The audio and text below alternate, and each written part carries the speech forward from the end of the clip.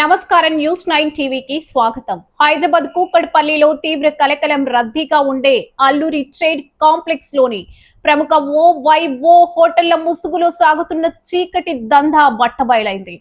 లాడ్జీల పేరిట జరుగుతున్న వ్యవహారం స్థానికంగా తీవ్ర ప్రకంపనలు సృష్టిస్తోంది. మెరుపు దాడి డీసీపీ రితిరాజ్, ఏసీపీ నరేష్ రెడ్డి పర్యవేక్షణలో ఎస్హెచ్ఓ స్వామి గౌడ్ బృందం వైసై కాటేజ్, పారడైజ్, ఓవైఓ హోటళ్లపై ఏకకాలంలో మెరుపు దాడులు నిర్వహించింది. పోలీసుల తనిఖీలో 2 మహిళలు, 4 కస్టమర్లు, 6 నిర్వాహకులతో సహా మొత్తం 12 మంది పట్టుబడ్డారు. పోలీసులను చూసి హోటల్ ఓనర్ ఎల్లా గౌడ్ పరారవగా మిగిలిన 11 మందిని అదుపులోకి తీసుకుని స్టేషన్ కి తరలించారు. ఘటనా స్థలంలో 7 స్మార్ట్ ఫోన్స్, అభ్యంతరకర వస్తువులను పోలీసులు స్వాధీనం చేసుకున్నారు.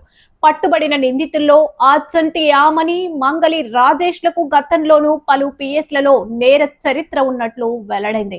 ప్రముఖ బ్రాంచ్ ఓ ముసుగులో నగర నడిబొడ్డున ఇలాంటి అసాంఘిక కార్యకలాపాలు ఎలా సాగుతున్నాయి? తెర వెనుక ఉన్న అదృశ్య శక్తులు ఎవరు?